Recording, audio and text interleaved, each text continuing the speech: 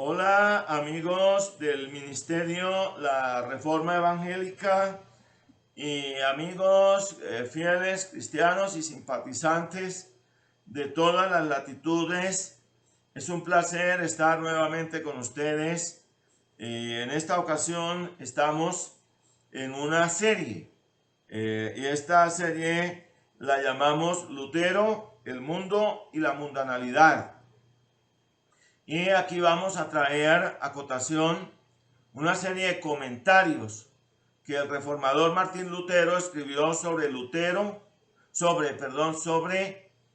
el mundo y la mundanalidad y el pecado de la mundanalidad. Y todo lo hacemos centrados en este fundamento fielmente que es la Biblia, la palabra de Dios. Muy bien. Pues leemos originalmente en Primera de Pedro, el capítulo 2, en el versículo 20, donde la palabra del Señor dice así: pues qué gloria es si pecando sois abofeteados y lo soportáis, mas si haciendo lo bueno sufrís y lo soportáis, esto ciertamente es aprobado delante de Dios. El reformador doctor Martín Lutero, hablándonos del mundo y su enemistad contra Cristo, su evangelio y el cristiano, nos dice lo siguiente, tomando como base esta cita petrina en 1 de Pedro 2:20. El mundo no puede soportar que alguien viva de una manera distinta de lo que para él es natural. Su ira, más tarde o más temprano, se dirige o dirigirá contra el cristiano y lo perseguirá, torturará y hasta a veces llegará al asesinato. Es un hecho que para mantener y obedecer a la verdad tendremos que enfrentarnos con la ira y el odio. El problema no está en la verdad que confesamos, sino en nuestros enemigos que la rechazan. Entonces debemos permanecer en silencio y permitir que la humanidad vaya directamente al infierno. ¿Quién podrá soportar sobre sí la culpa de tal negligencia? No hay otra salida. Todo aquel que confiesa a Cristo y que quiere, profesando su fe, renovar espiritualmente al mundo por la conversión, debe sufrir las consecuencias de su rechazo. Pedro amonesta y persuade aquí a los cristianos para que, bajo estas circunstancias, ejerciten la paciencia y al mismo tiempo busca animarlos con palabras tiernas e impresionantes. Si eres cristiano, no debes ser tan impaciente ante los tormentos del mundo y del diablo. En cuanto a los designios sabios de Dios, con pruebas para la santificación del cristiano, él hace un comentario al Salmo 34:19. Todos estos comentarios tienen que ver con este contenido que es el mundo y la mundanalidad, con este tema. El Salmo 34:19 dice: muchas son las aflicciones del justo, pero de todas ellas le librará el Señor. Dice el reformador lo siguiente: amorosamente Dios envía sobre los cristianos tentación, tristeza y aflicción. Estas los preservan de satisfacciones carnales y les enseñan a reconfortarse y a buscar ayuda de Dios. Dios también lo hizo así en épocas anteriores. Él guió a su pueblo hacia una escuela dura, donde fueron obligados a aprender y conocer su voluntad. Tales sufrimientos eran el propósito y la inmutable voluntad de Dios sobre ellos. Qué noble, iluminado, fuerte y valiente pueblo produjo Dios por la disciplina de la cruz y la aflicción. Nosotros, en comparación, como no estamos dispuestos a experimentar tales sufrimientos, somos débiles y cobardes. Es la voluntad de Dios que también nosotros aprendamos a acostumbrarnos a estas cosas a través de la tentación y la aflicción, aun cuando sean difíciles de soportar y el corazón comience a agitarse y a gozar de terror. El corazón que posee tal conocimiento es afortunado por el Espíritu Santo y está armado contra la carne, el mundo y el diablo. Luego, en su comentario a Primera de Juan, capítulo 3, versículo 11-12, este pasaje dice textualmente lo siguiente: porque este es el mensaje que habéis oído desde el principio, que nos amemos unos a otros, no como Caín, que era del maligno y mató a su hermano. ¿Y por qué causa le mató? Porque sus obras eran malas y las de su hermano justas.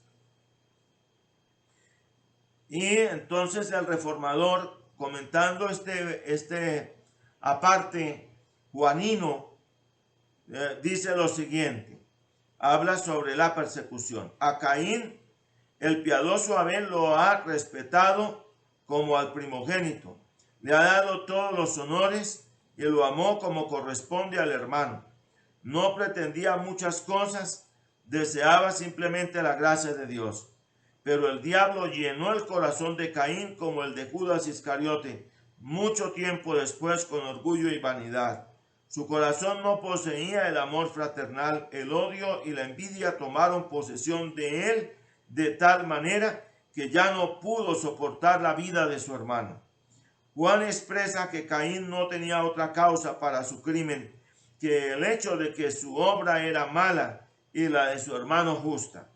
De modo similar, aquel obediente hijo del santo Caín, el mundo odia a los cristianos solo por el amor y la bondad de esto. La expresión el santo Caín tiene un sentido de sátira aquí. En Caín se ve reflejado el verdadero espíritu del mundo y en aquel pobre y rechazado Abel, la débil y pequeña fraternidad llamada iglesia. Mientras el piadoso Abel no reclama ningún consuelo para sí mismo, aparte de la pura misericordia y la bondad de Dios, cree en Dios y por ello realiza su sacrificio como una confesión de su gratitud. A su vez, el reformador entra a comentar Mateo capítulo 5, el versículo 16. Mateo capítulo 5, el versículo 16.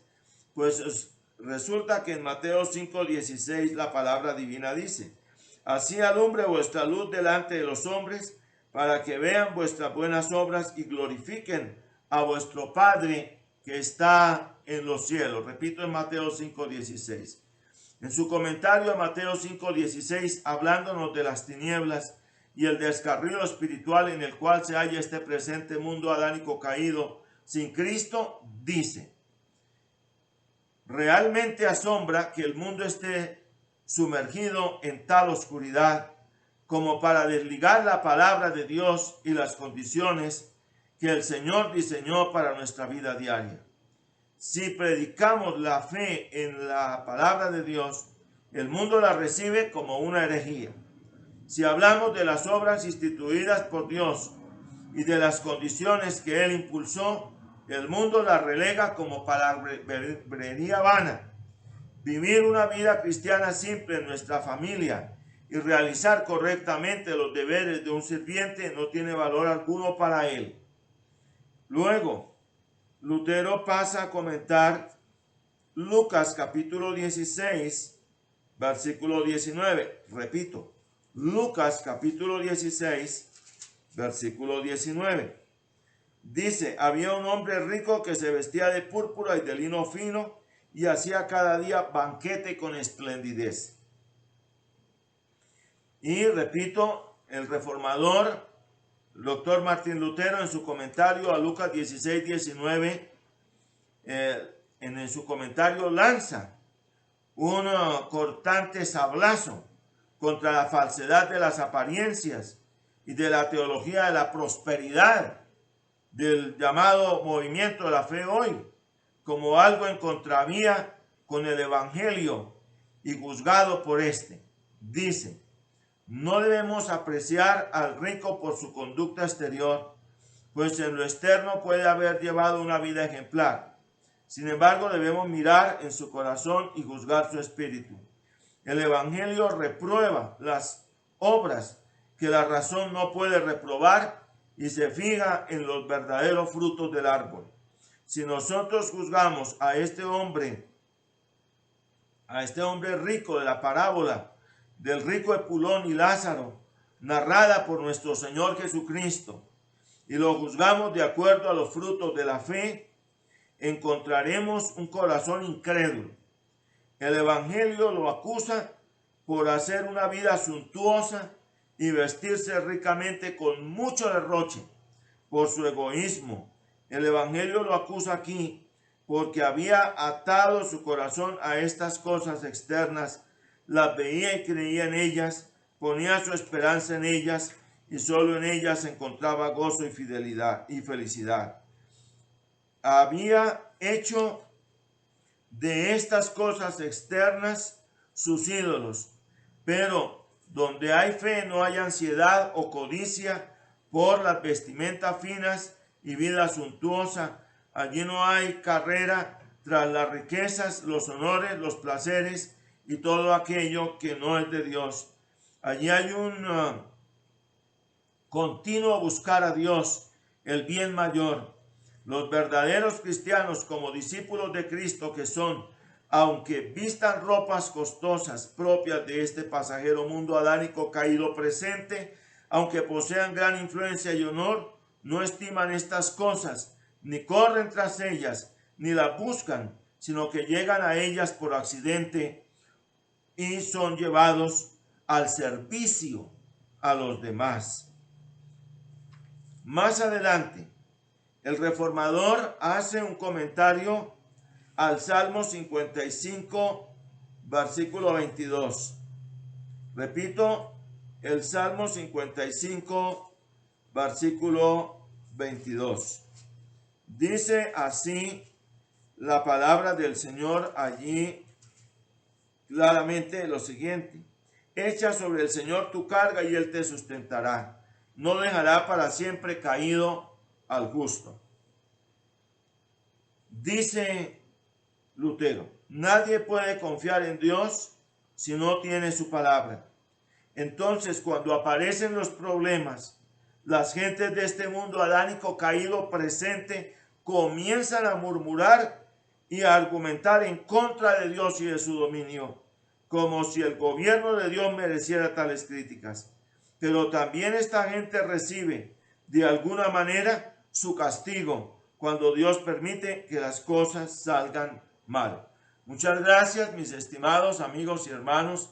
Les deseamos las más ricas bendiciones del Dios del cielo.